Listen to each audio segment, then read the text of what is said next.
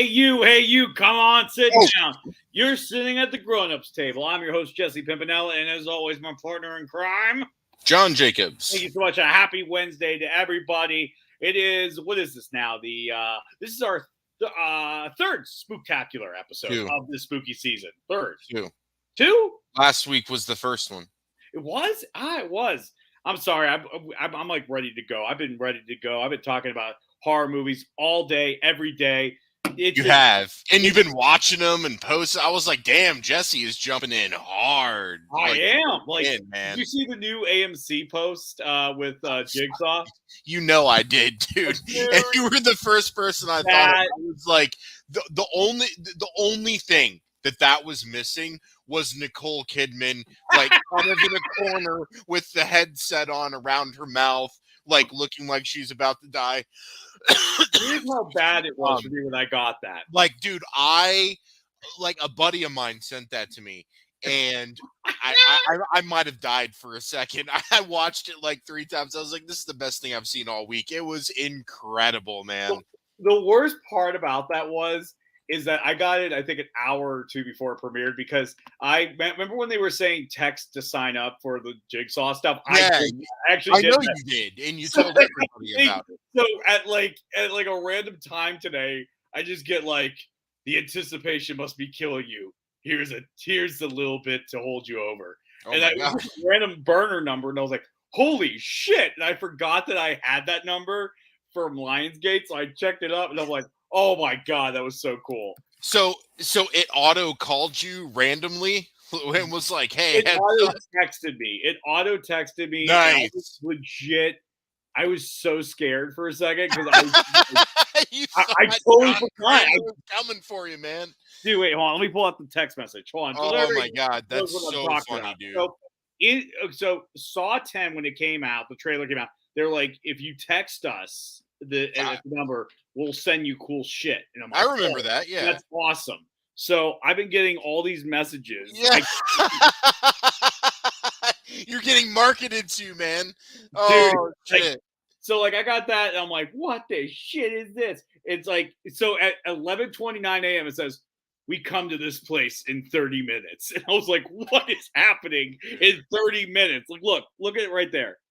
We come to this place in 30 minutes. Oh, so God. I was in my office counting to sit down, like, oh, I'm so fucked. It's finally happening. They're rounding us up. They're doing it. It's happening for real. Dude, it's over. It's over. And so I want to just I'm not going to play the sound because we don't want to get tagged or anything. We don't want to get. And we don't want the show to get shut down. Yeah. So like the infamous Lost Jaws episode. So again, Lost Jaws episode. Look, still if you were there with us and you saw the episode, you got to see it.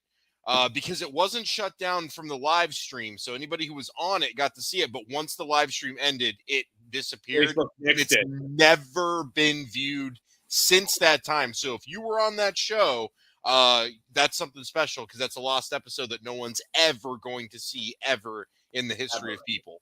Ever. But like, you see Jigsaw, the Billy. Oh my God, dude, it was so funny, man. I was dying. I was like, oh my God. I just need to see Nicole Kidman off in a corner with a trap on her dying, and that would cap it off completely. So here's a funny little exclusive before we get into today's episode. Because my comedy special is going to be shot at the Funny Farm Comedy Club. Yeah. And I already talked to my director, and I was like, I know what I want to do as a commercial for the comedy special. Dude, do it, man. Do it, man. I'm going to dress as and walking into the comedy club, and I'm going to have that very obnoxious, like, we come to this place to laugh at good jokes. Give me a cameo in that. I won't let you down. I will let you know, my friend. But anyways, so let's get right to the show, man. Jump in. Today, man. Oh, sorry. I'm wrong. So today we are talking about spooktacular evil children in horror movies, man. So real quick, just want to set the parameters for what is an evil child. We're talking about anybody. It could be a child that's been possessed. It could be a child that's an embodiment of evil, but basically a child that has gave the performance of a horror icon. Okay, so anything like that. And of course, there are going to be gray areas. Some people could say, hey, what about Jason from the first movie? He was still a drowned kid. That doesn't count. Yeah, it doesn't count. We're not talking about that. You could also argue like, hey, what about that first scene from Halloween? You know, technically Myers was a kid. You can argue it, but we're staying away from that generally. We're talking about an overarching movie where the theme is kids. Because one of the things that it scares us is kids are supposed to be innocent. They're supposed to be, there's a certain amount of trust that a kid has, or some sort of naive nature. So when you see an evil kid, it is scary. It's unpredictable. You don't know what they're going to do, and that's what we're talking about. And right now, I see we have some comments. Let's see. I want to see kids die. Well, hopefully that doesn't get scratched on the Facebook algorithm, but I love the comment and the sentiments. So let's talk about it. So we're going to talk about a couple of Rushmore classics. I call Rushmore classics, the ones that people think about. Yeah, I mean, like, absolutely. For example, John, what's one that if I said I want to watch an evil kid movie tonight, what would that be evil kid movie be that you would suggest? Oh man. First one that comes to your head. Don't think. Okay, original Children of the Corn. I wanted to say Village of the Damned because I literally just got done watching it and I want to talk about it. We will talk about that. But it's a terrible film. So is Children of the Corn. But Children of the Corn, the kids are more creepy than the alien kids from Village of the Damned, even though Chris Reeve is in it. But anyway, yeah, like the Village of the Damned was basically just a bunch of aliens were listening to a good Marvin Gaye soundtrack, and they're like, "Let's get this town pregnant." Like that's what happened in that movie. But Nigel dropped a great comment just now. What do you? It's one that we didn't even consider. Garbage Pail Kids. Didn't even consider, man. And now, Jesse, I know that was like a decade and a half before you were even born, but you have to understand, kids in the like mid 80s to like early 90s, Garbage Pail Kids was everything, man. It was everything. So, Nigel, I totally agree. I apologize. We failed you, but we will hit on Garbage Pail Kids on a different show. I promise, because Jesse needs to be forced to watch that movie. Well, I'll watch it. A couple other ones. Roxanne dropped down Children of the Corn. They were Christians, as she mentioned. Yeah, there you go. Like we'll crazy, talk about that, Roxanne. Like, way crazy culty ones. We're going to talk about that, Roxanne. The Good Son. Oh, Michael, yes. Yes. Dude, when that mom dropped Macaulay Culkin's ass off that cliff at the end, I was like, oh my God, I did not see that coming. And he just went splat right on the rock. And, Elijah Wood's going to now be my son. Okay. That's how it works. But, all right. So, anyways, let's talk Children of the Corn, man. So, like, I'd say Isaac and Malachi. Those are those are the people that stand out. I mean, I think they're the only kids that are really named, except for those other two kids that are kind of like sidekick. I think Sarah Connors is saving the entire time. It's like a Sarah and like a Jacob or a Josiah or something. All the traditional like country, like really crazy culty like name type stuff. They're all there. Basically, all the 19 kids and counting names are in Children of the Corn. So, I said it. The parents equals Children of the Corn. You can email me if you're upset, but I said it and it's true. So let's continue with Children of the Corn. So yeah, this movie was just like it was revolutionary for me because this was the first time, because I watched this as a kid, and it was like almost like this empowering movie. Like, oh, we can be bastards too.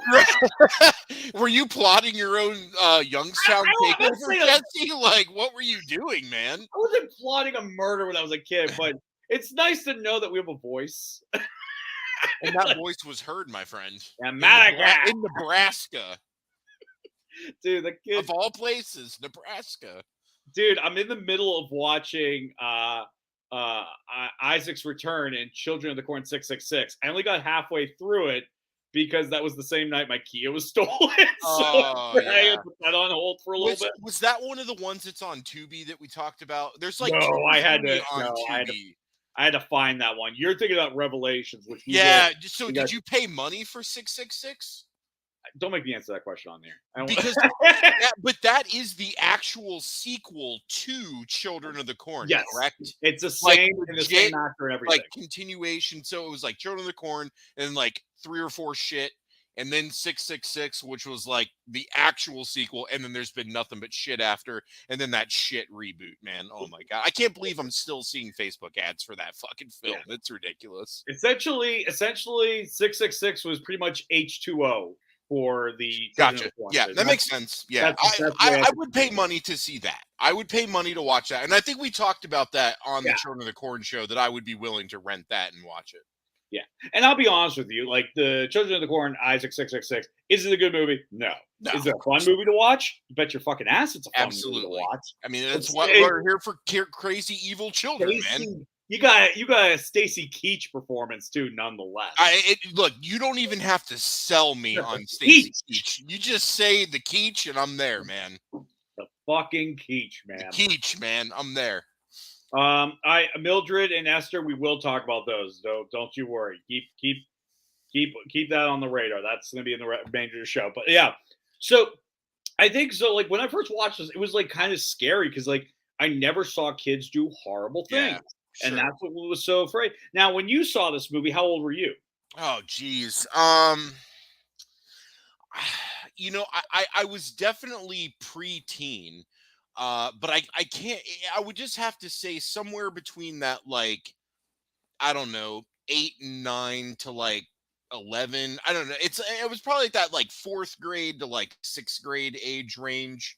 And I actually had almost the same response as you did, where it was scary because it was children, but they weren't just children. They were crazy, culty, like Faulty as hell. one-off sect, like crazy religious kids. And the way that Isaac spoke with that, like, real, like, you know, like Presbyterian, like, you know, they will come for us, and it's just like that, like, cult shit scares the fuck out of me. Like, because it's real. Extreme religious it's shit real. scares the fuck out of me, right? Because it's real and people are really doing it. And so when you take that context and you just kind of put it into children who then murder their parents and the whole fucking town, dude, like a 10-year-old, you're like, oh my god. And that movie's like mid on the violence. It doesn't cut away. It doesn't cut away on PG-13 shit, but it also doesn't go into torture porn either. But when you're like that, you know, pre-teen age, even what that film does show, a couple throats being slashed, I think someone gets set on fire, people are getting poisoned, there's the cop hanging up from being up there a couple of years, you know, that's still enough to, like, oh damn, you know, dude, did you see that fucking ginger? He slit that guy's throat on the pinball machine. What the fuck? This is where Jodie Foster's shit's supposed to go down. He's slitting people's throats. So I mean, yeah, it was a big fucking deal, man. And the music, like we also talked about in our Children of the Corn show. Look, anytime you put music that is children singing in chorus, it's automatically haunting and horrifying. So when you add those children on top of that, I was like, what the fuck did I get myself into, right? I actually felt okay with it because I went to Catholic school. So they did Catholic masses with the choir kids. So I was like, oh, this is every Sunday. You felt right at home, didn't you, Jesse? You were like, let me start singing with these kids, and maybe I'll either join them or try to convince them to stop. Nah, I'm gonna join them. Good job, Jesse. You fucked up. Yeah, but that is a great example of culty kids, and and Stephen King is kind of known for making kind of kids scary. He's very good at, because there's another movie I felt that is on this list, and some people could say it doesn't count. It does count. I think it does because we got to see a portrayal of this kid, Gabe from. No, this counts. This counts. He was on a slasher fest at the end. This totally counts. Yeah, like absolutely. When he like saws into the guy's Achilles tendon, ooh, that just. I mean, poor Jeb, though, right? I mean, all he's trying to do is he's trying to transition away from Herman Munster to be other characters. And then this fucking demon child just comes into his house, slits his Achilles tendon, jumps on his chest. Now, in the book, it's like way better. Oh, it's way, in the book, they flush out that there's actually this feud between the demon and Jeb. Because the soiled ground is actually part of a bigger thing that's more of like a demonic presence, and it's got this feud with him. Yeah. And when the demonic presence is engaged, then when he's sitting on top of him and he's starting to stab him, he's like, I fucking got you, you motherfucker. You know, it's like, I got you. And reading that book, I mean, I didn't read Pet Sematary till I was an adult. I was like, God damn, like, dude, those last like 50 fucking pages, man, blew me away. Now, I had seen the movie a million times, right? So I'm putting visuals from the movie into what I'm reading because I saw the film before I read the book. Yeah. As I said before, I'm not a strong reader. It takes me over a year to read 500-page books, so I just don't read a lot. But damn, that was good. And I always felt like the film could have been accelerated in the creepy children factor by including that. But what they did include was great because Possessed Gage, I mean, he was like demonic. I put Gabe. I don't know why I did that. Oh, yeah. I mean, it's whatever. It's close enough. So, you know, when he's killing Jeb, he's like Demon Gage, right? Yeah, but then when fucking Tasha Yar shows up, he's like, oh, mommy. And he's like all nice looking. She's like, oh, I love you. And then he's just like, not today, Tasha Yar. That's 2 shows you've been in where you're going to die. And yeah, so like even if it's your kid, man, something's clearly off here. You know, so Lewis shows up and he handles the business. Yeah, he injects that fucking kid just like they did in Jonestown, and that's done. It's a wrap. That's it. And I think another thing that makes it harder to fight a kid in a horror movie is that, especially when it's from for example, Children of the Corn, one thing that's different is these are not your kids. Correct. Gage is your kid. Even though it's not Gage, it's still Gage. Right. He's your kid. He died. You put him in the ground with the sole purpose of bringing him back. Exactly. The ground won't sour. And so now you got to deal with the fucking zombie you created that's just going to start killing everybody. Yeah. And so it's like, it's even harder because you're like, how can you do that? Could you do that? Could you be in that position? You're almost destroying a piece of yourself. I mean, that's it's hard to think of. It's very hard to think of. Could you kill a kid if it was yours? Demonic. Okay, even your kid. If it was, I mean, Lewis did it. He stepped up and handled it. Tasha Yar didn't. She lost her life again. So what does that tell you? What did we learn here, kids? The soft parent lost. The hard parent won. This is a parallel. He just cracked a beer. He did. All right, Gage. We'll handle this. But no, so like just any like demonic, like resurrected child is going to inherently be more frightening than, let's just say, like a creepy cult religious kid, because you now have the possession thing onto it, or you know, whatever the gimmick is that is his either possessed or brought this child back to life, or in the case of Village of the Damned, fucking some weird alien hybrid that they don't bother to explain. But then American Horror Story did like 30 years later. So, but that's for a different episode. So I really think like to me, Gage is, I don't want to say more evil, but I think it's more scary than, say, Children of the Corn or Village of the Damned, because it's one child. You know the fucking thing that happened. You were warned about the other guy's zombie that he had to kill.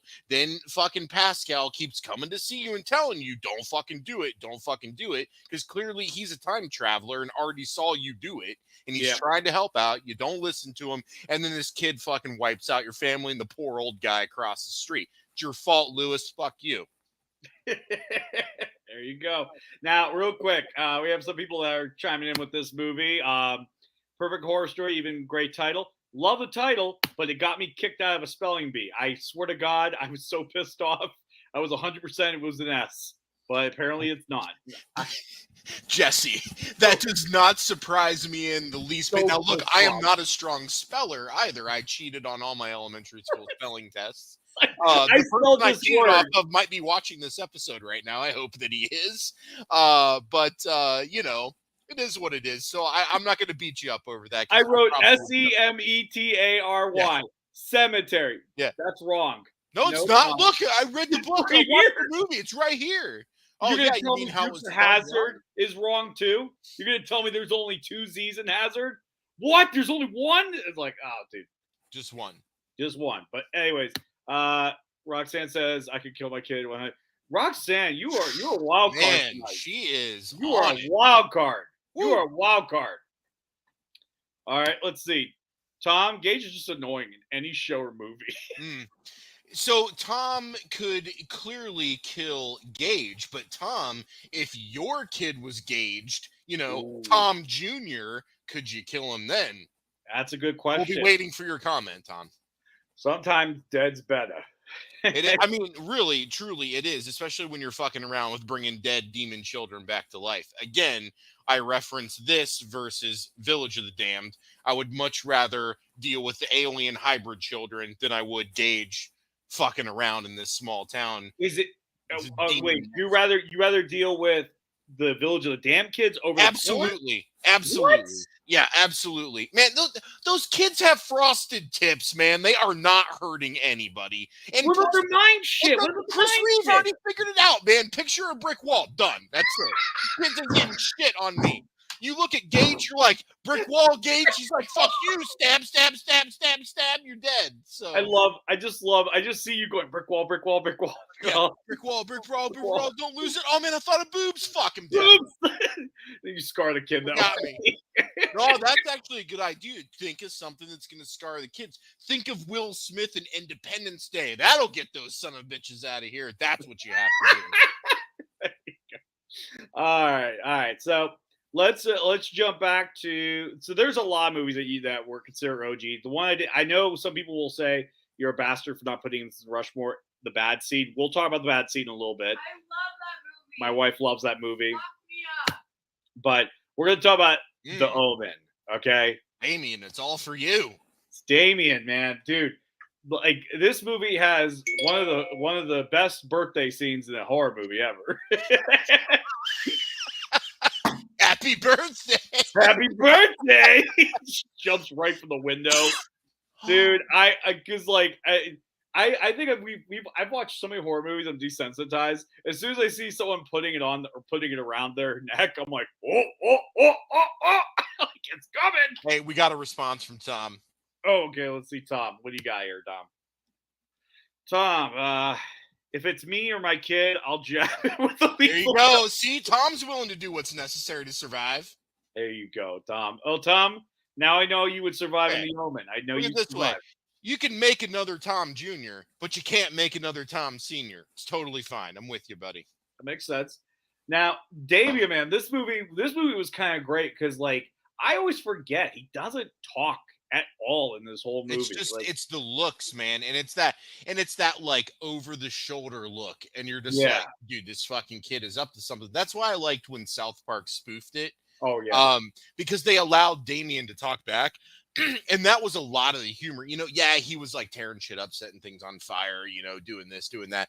But the fact that they had Damien actually verbally interacting with people, and when he was, everybody was ignoring it, was the absolute best part, because that's The Omen. Nobody wants to recognize this is happening. They're just like, oh, yeah. Okay, well, no, it's that fucking kid. Either kill him or he's going to wipe out this whole family. Dude, they ignore that thing. They ignore it so well. But I think what also I like is how they teetered in between.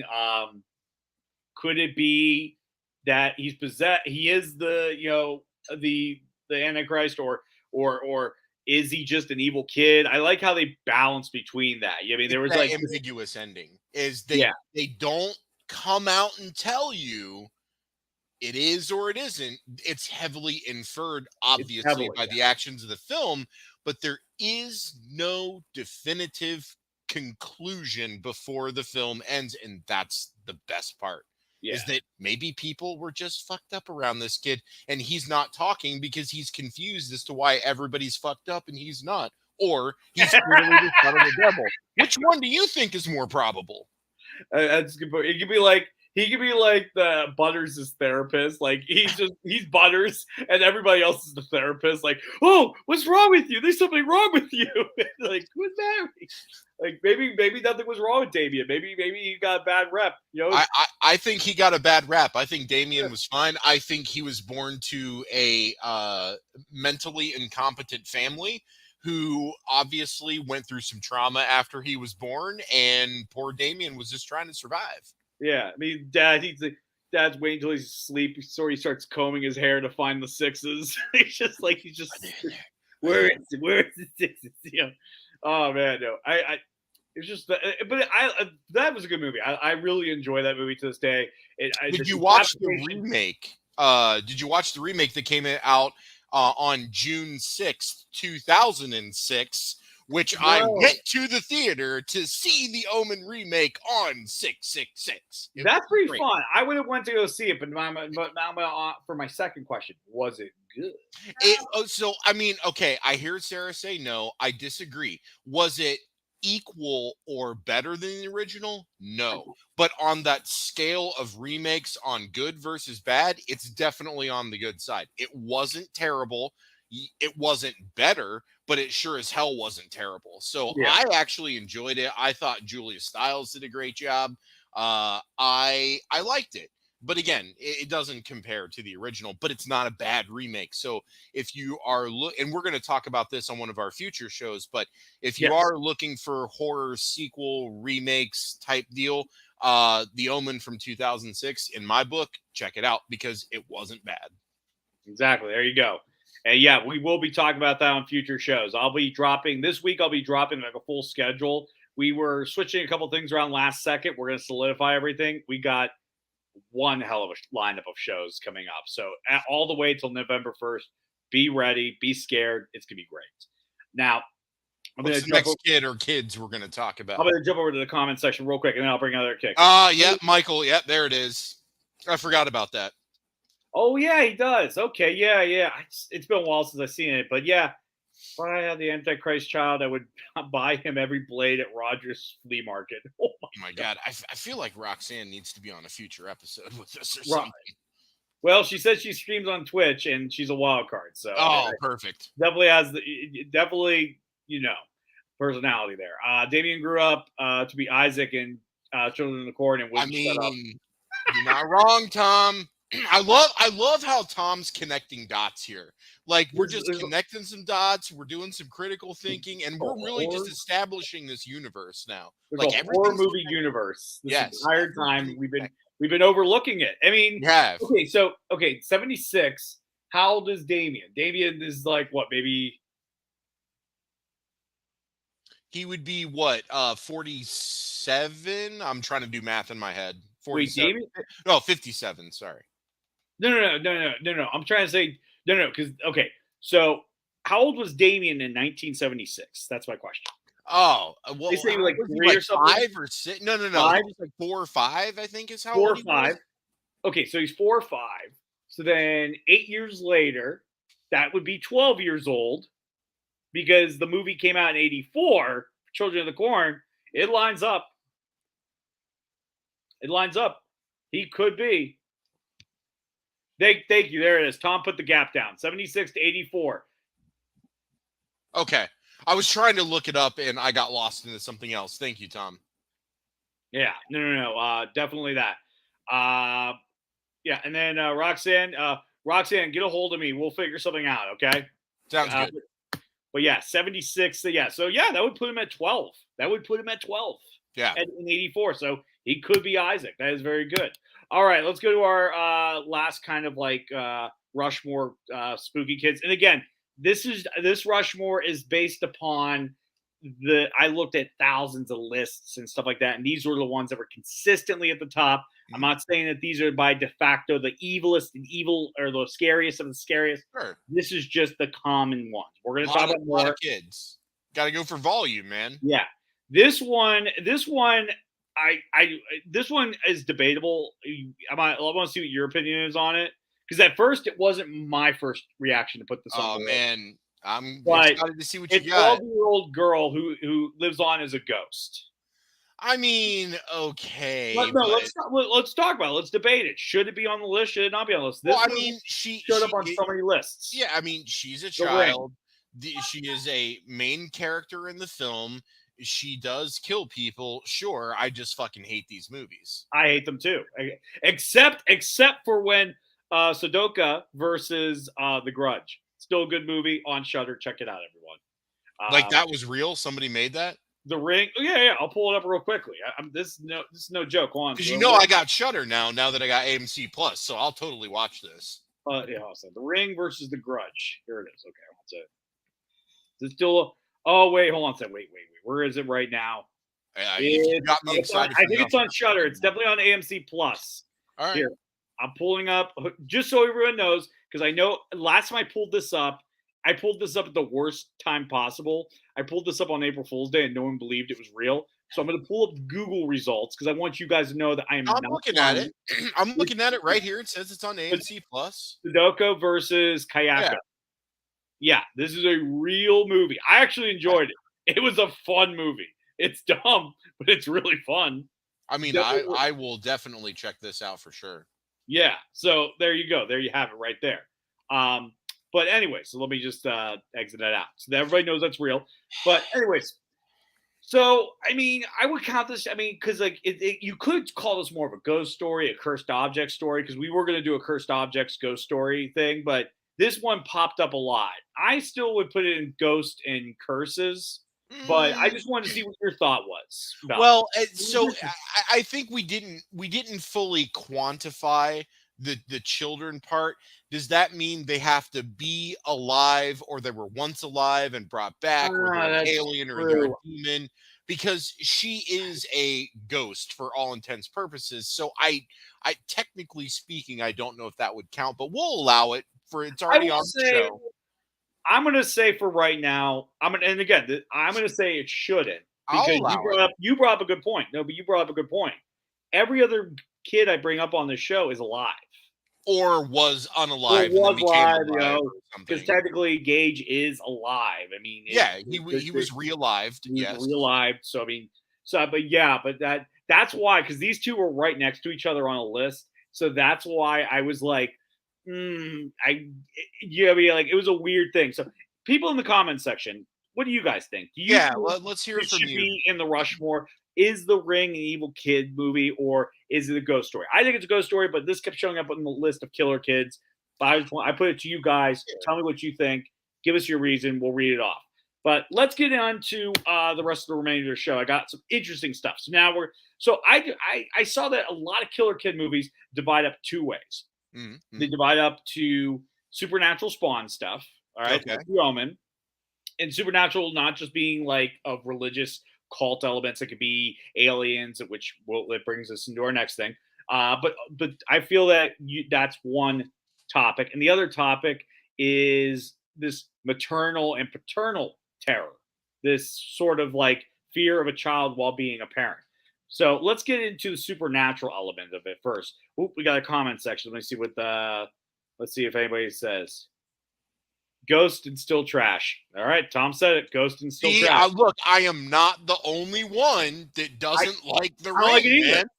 Dude, I told it's Sarah. It's not scary, and it just wastes your time. Like, I get, the ending is they couldn't get away and they made a copy, so they're going to die anyways. Okay, that's cool, but not really. Because you wasted 2 hours of my time. Dude, I literally told Sarah, I was like, I wish I could watch this tape, but it would kill me in the day because I wanted to be fucking done with this movie. Look, I'll get the tape, we'll watch it together, and we'll see what happens. It's just 2 girls, 1 cup. That's all it is. I mean, look, I survived on that. So it's Sudoka and Kayaka just shitting into a cup. That's the movie that's the Ring Grudge movie right there. All right. So, anyways. So the next thing we're going to talk about, like we said, we're going to talk about supernatural spawn. So these are kids that this is a supernatural element. So it could be affecting the kid and turning the kid evil, or it could be the kid himself is the embodiment of evils on a supernatural level, like Damien in this sense. You know what I mean? In this case, this would be another one where it's embodiment kind of like Damien. We're talking Village of the Damned, the children, all of them. Well, only 8. There's only 8 of them, but Dude, this movie was 9. I'm sorry, 9 because kept- one of them died. I kept screwing up and kept calling them the Hitler Youth Group every 5 seconds. So like, I mean, they kind of look like it. They all have those weird frosted tip like bob cuts, and I don't know. when they're walking, They're all wearing those weird gray tone like uniforms. Like, yeah. but I mean, I get it. They're alien hybrids, and they're of a hive collective mind versus an individual mind. So I get they all look the same, dress the same, walk the same, act the same. But and I think that behavior of children is uncomfortable because we look, like you had said earlier, the innocence of kids. But having my own kid now, part of kids is how they grow and develop, and you're influencing that and you're a part of that. But if they're growing and developing into murderers that you cannot stop, that is horrifying, because very horrifying. this thing is like 30 years younger than you. You feel like you could beat the shit out of it at any time, and then, oh wait, you're dead because it slashed your throat when you weren't looking. What? How did the kid kill me? Like in the Halloween reboot, when I'm oh god, I just totally had Michael Myers. what I was saying. You're talking about sorry, I got it now. So when Michael Myers is a kid and he murders William Forsythe, dude, he was just a drunk. He drank way too much one day. He passed out. He woke up chained to a fucking chair, and he just got his throat slashed, man. That's because he wasn't ready. He was distracted. If he was ready and not drunk and on point, he would have beat the shit out of that kid, man. That kid would not killed anybody. So they have to give the kids the advantage of surprise, the supernatural stuff, the respawn stuff, the alien stuff. Because, dude, when you are locked in a small Pacific Northwestern town with Chris Reeve, you got to step your game up if you're going to pull anything past that man. And they didn't. They tried, and he shot it down every single time. Even Scientology Queen Christy Alley couldn't stop them. No, it was Chris Reeve stopped those kids. You want to know why? Brick wall, bomb, they're all dead. Sacrificed himself just like Superman would have done. That's why those kids went down, because they couldn't stop Chris Reeve, man. Couldn't stop him. Couldn't stop him at all. Couldn't stop him. I think one of my favorite moments of that movie was when that drunk goes into the classroom and just starts shitting on the kids. And like in your head, you're like, well, he's dead. Right. Like, and you know, that's the thing. That's why this movie, like, so the concept of it is fantastic. And I know that, like, look, I was 14 in 1995. I'm aware that this film got panned. I felt bad for Chris Reeve because like less than a year later, he had the accident, and, you know, he just couldn't get to anything beyond Superman. And the thing that sucks is if that were to happen to him now, his career would have been prestigious after Superman. But we were different back in that time. Comic films weren't saturated and they weren't prestigious. Well, let me back when I say that. Some of them were prestigious, like Superman the movie, Batman 89, that type of thing, but they didn't carry the career momentum and progression that most actors get nowadays from superhero films as they did before. So I always felt bad that Christopher Reeve gave us one of the most beloved characters and performances of all times, and it ultimately led to him doing films like Village of the Damned. But I will say he fucking brought the acting chops. He outacted anyone. Dude, Mark Hamill outacted him. Linda Kozlowski outacted him. Like anybody in that Kirstie Alley Scientology Queen outacted the fuck out of her. I don't know what her acting was going on in that movie, but it was worse than on Cheers, man. But then that got me thinking that, dude, it's no wonder these aliens almost took over this complete town, because all of the main characters were actors who peaked in the 80s, and they're now in a mid-90s film, man. That's the only way these kids could take over. But their mistake was Chris Reeve, man. You Chris Reeve, man, him, dude. And he outsmarted them, just like Superman outsmarted everybody. He got did, him. Man. He Fuck did. them kids, man. Tom has the comment of the night, in my opinion. Look who's killing now.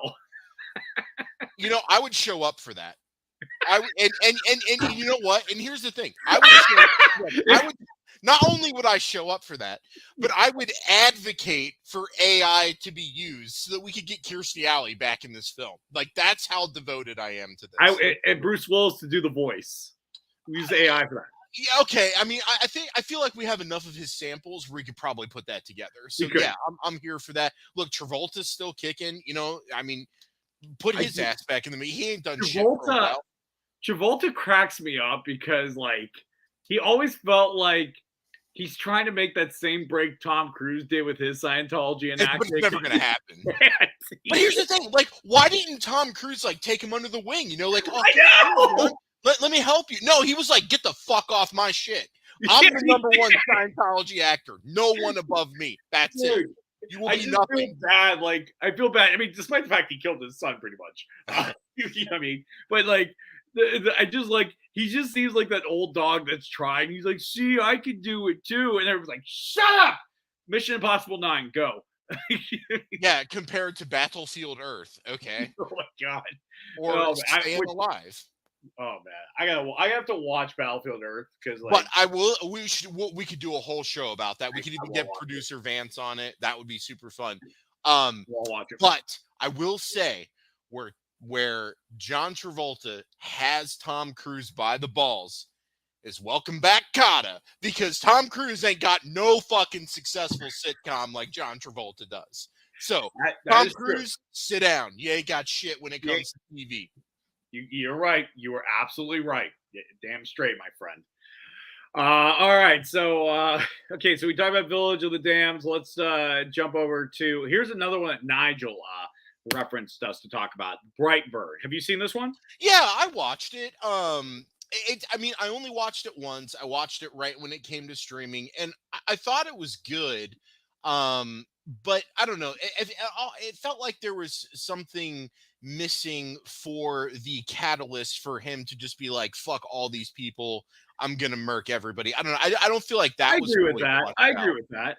Because I'm just like, man, this kid is murking everybody, and I'm just not convinced that he's been pushed hard enough to be acting this way yet. That was really my only complaint. But I liked the film. I thought it was interesting.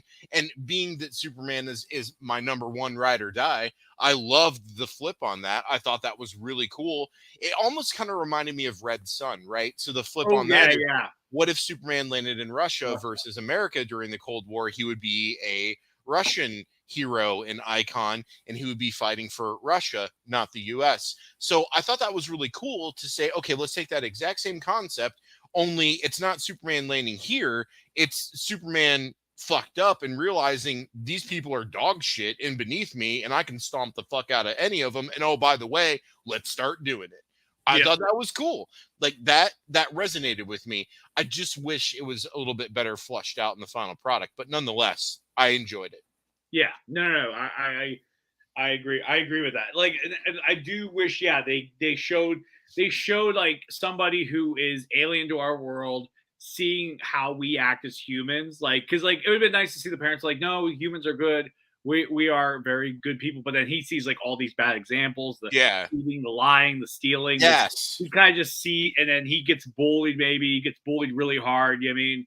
God forbid someone does something really awful to him. You know what I mean? So something that really pushes him to be like, no, human beings are the antithesis of a good world. Well, they all need to go.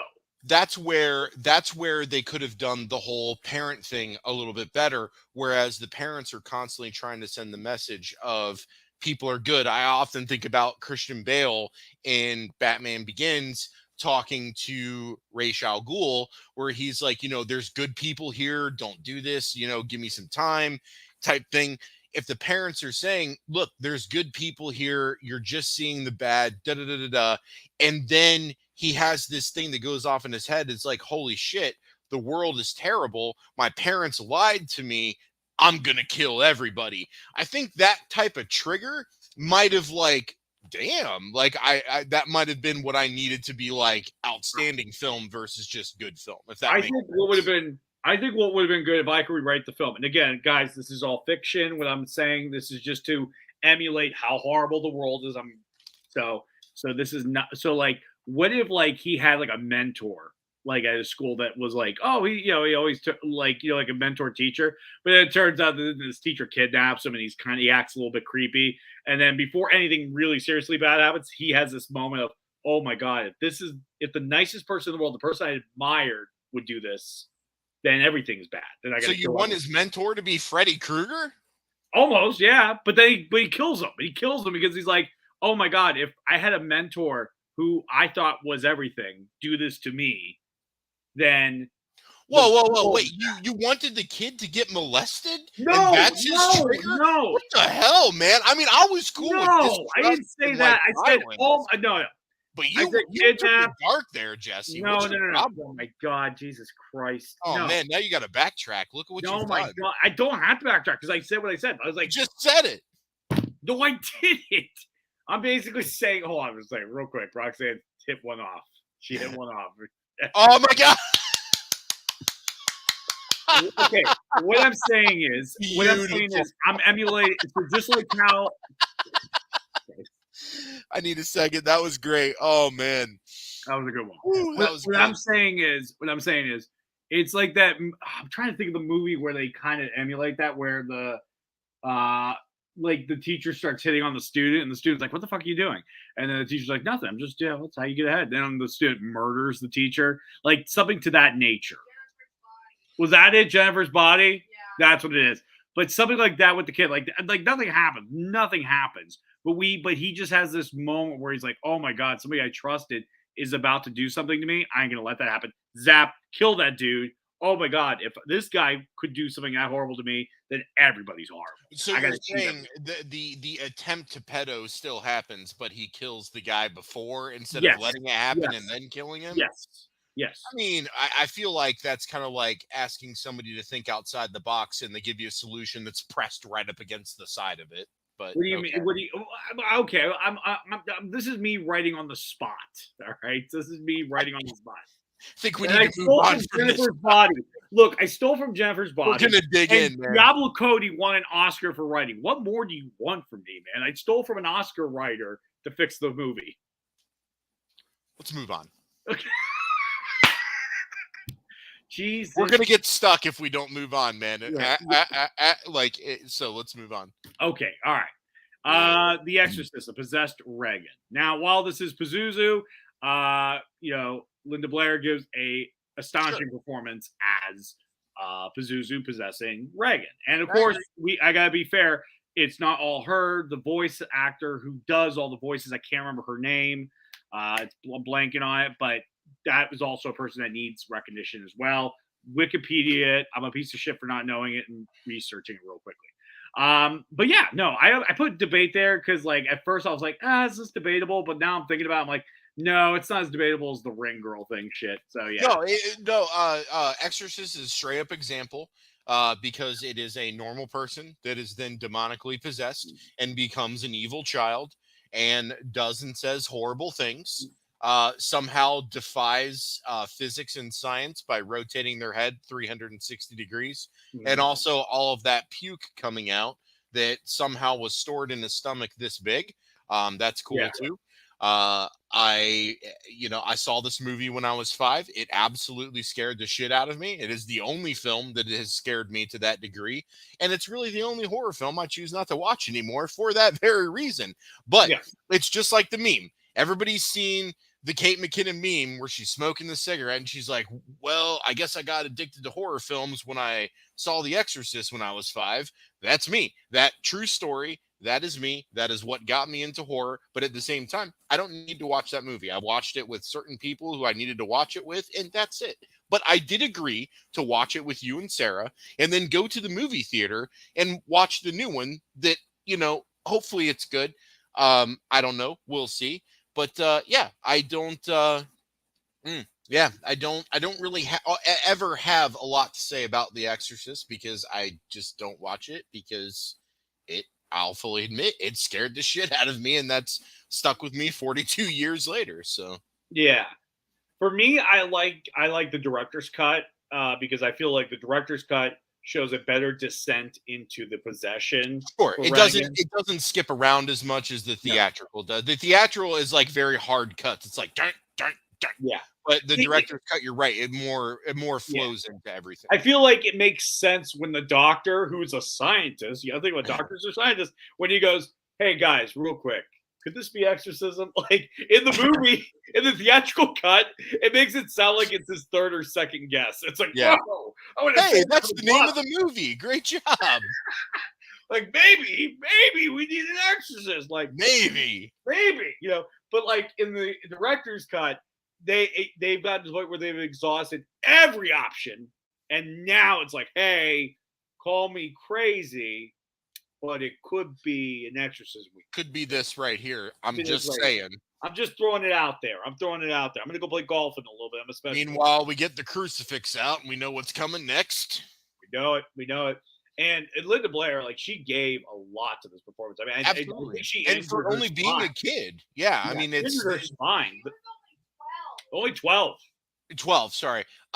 There's actually a couple really good documentaries about the whole making of, and then this whole invented curse thing. Don't go down that rabbit hole, it's stupid. But definitely watch a couple of the more like higher like production quality documentaries, because they go really deep into the filmmaking tactics and the toll that it had on the actors, not just for the physical performances with the practical effects, but just being on a set of that tone and subject matter for months at a time. I mean, look at how much of the film takes place in her bedroom. I'm just throwing out a percentage. Would you say 65, 70% of the movie number, yeah. takes place in that one room? Imagine, dude, they were in that room for months shooting that film.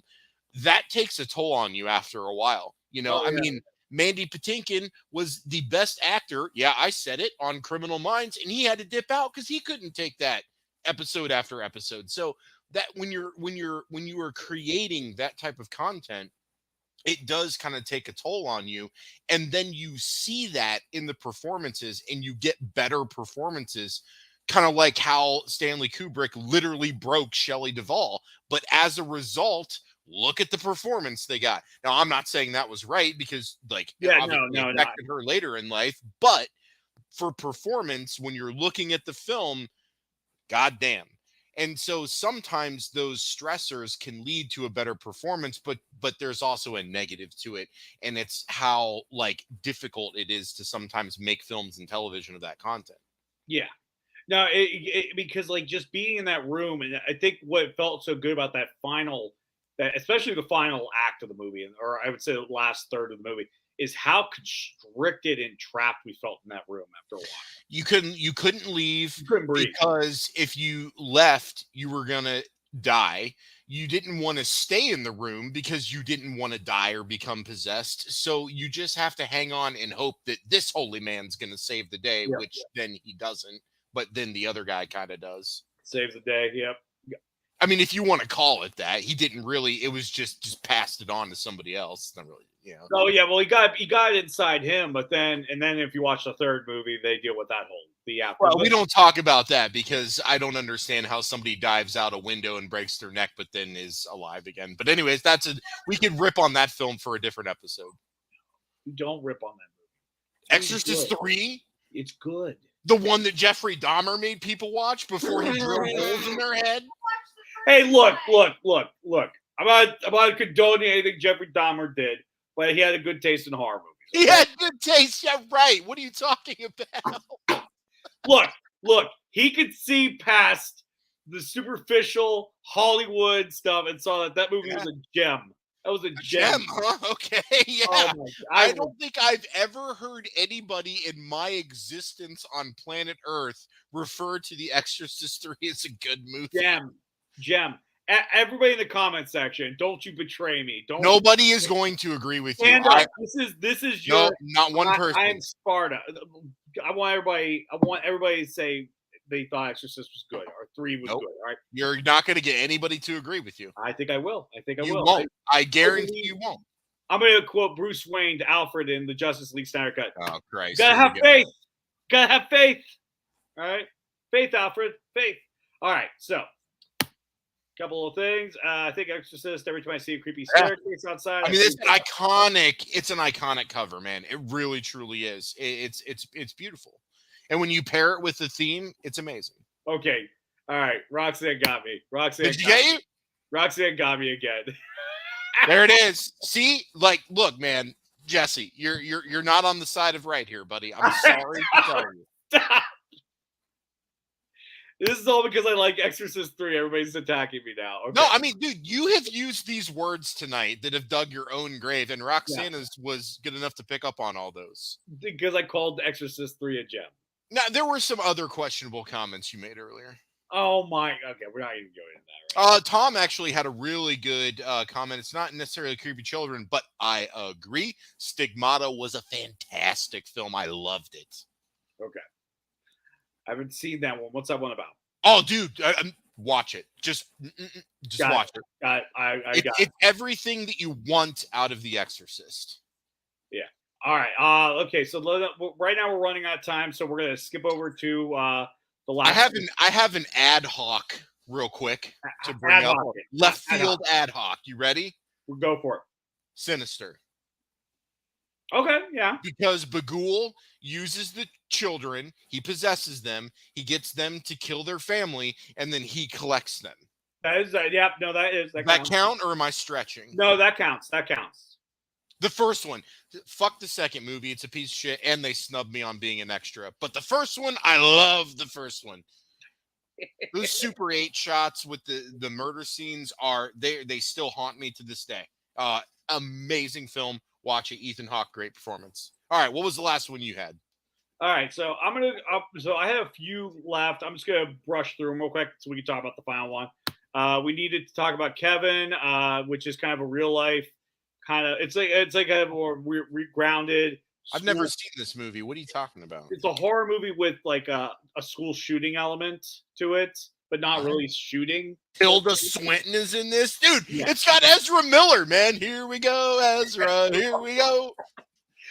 So yeah, this movie, because like it deals with the whole idea of, do I have an evil child, and I'm the only one who sees it, no one else sees it. It's more of a psychological horror. It's a great movie. Check it out.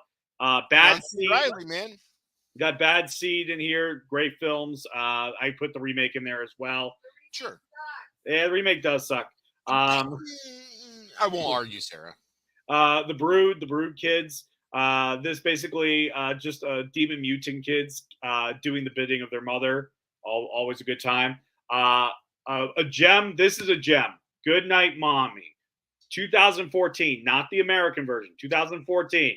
I haven't seen this either. Great movie. This movie, I don't want to tell you anything about it, anybody. If you want to watch a good scary movie, it's a lot of tension. It's a slow burn. Has a fun little ending. I don't want to say what type of ending. Just watch it. Check it out. But Looks the movie like did they do a remake last year or something? Yeah, 2022. Don't watch it. It's horrible. They give the farm away at the very beginning of the movie. Oh, gotcha. Don't watch it. Don't waste your time. Right. But the movie I want to talk about, because this actually put a fear in people in America at one point, or a fear, I should say. The orphan films. If anybody's ever seen these, Esther is the so to speak slasher. So basically, if you haven't seen these movies, it's about Lorraine Warren from the Conjuring movies. I'm forgetting her name. Vera Farmiga. Vera? Yeah, it is Vera. Okay. Vera. So, yeah. From Bates Motel. Yeah. And then her and Skarsgård adopt a child, and they're like, oh, this kid's great. But then this kid like has a lot of like dark, ominous secrets, behaviors, tics, and stuff like that. And the mother starts to think like, oh my God, this kid's evil. This kid is not who I think it is, and stuff like that. And it builds to a great twist. Now, what makes the sequel so brilliant is you're like, okay, are they going to do the exact same thing with the same exact twist? It's going to be boring. No, they flip it on you. So these two movies are excellent. I don't want to give anything away, but why we're going to talk about this last is the biggest controversy about this movie was the Congressional Coalition of Adoption Institutes claimed that this film had an unintended effect on skewing public opinion. Oh my God, dude! Families both in America and I mean, I'm sure it did, right? Yeah. Like, I mean, I'm sure it did. To the point where the DVD released a like promo. We're like, hey, go adopt a kid.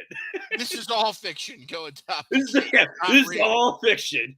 So they were doing the Last House on the Left thing. It's only a movie. It's only a movie. But yeah, no. But yeah, so like That's really funny. I haven't really seen these movies, and I sure as hell didn't know about that. But just based on that alone, I think that might be enough to get me to watch these. It's not that I wasn't interested or didn't think they look good. It was one of those that I never got around to, and then enough time passed, and it just never got around to it. yeah, So, but they, now I they got have a some little time, and I'm interested. they're fun. They're fun movies. They have a little cheese to it, you know what I mean? But they're fun movies. I loved them. Like I said, the sequel I thought was if you want to make a horror sequel, that's the way you would do it, especially for this movie. So it was a great example of hey, let's not repeat the exact same thing the first movie did. Let's subvert it somehow, and they did great with that. So I want to get into that. So and then Roxanne, real quickly, because she's been a star commenter on the show, which has been great. Never seen Exorcist 3, to be honest, but maybe an okay film. All right, I'll take it. I'll take it. I'll take it. Mm. Kind of winning a little bit. She doesn't know. She hasn't seen it. Wait till When she do watches it. when do we get horror movies where kids get vaccines to become evil autistic kids? I mean, There's probably a subversion film for that. There's probably a subversion film. We did get that movie. It was called Predators. We got that movie, man. We did. We got that movie. Yes, we got that movie. Yeah. No, may there's not, all may kinds not of have been in the exact context she was describing. We got that movie. We did get that movie. No, because like there's so many subversions that are like that. Like there was a TV show called Masters of Horror, and there was an episode where I mean, the whole episode dealt with the pro-life, pro-choice thing and all that stuff, and demonic baby and this and that. But yeah, like this horror is like the perfect battlefield for amazing social commentary and all that stuff. So I imagine one day we'll get a movie that is as crazy as that. I put that comment up, yes, at the risk that it's a controversial comment, but the horror movies have traditionally forever dealt with horror, with what society has dealt with.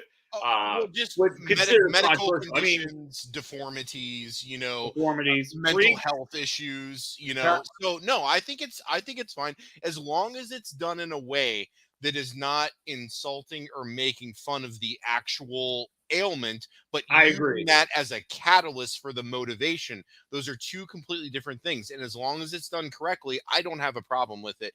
If you come and you try to exploit it or you try to use it as a way to put people down, then I want nothing to do with it. I agree. Yeah. Like this could be kind of like a subversion of like, see how ridiculous this is. Yeah. Yeah. And I was actually looking at Masters of Horror because I haven't seen this either. It's from 2005. I don't know how this got past me, but I do see it's on Tubi, so that's going to be on the list as well. No, yeah. So like, but anyways, yeah. Everybody, go check those out. You guys are loving it. You guys will.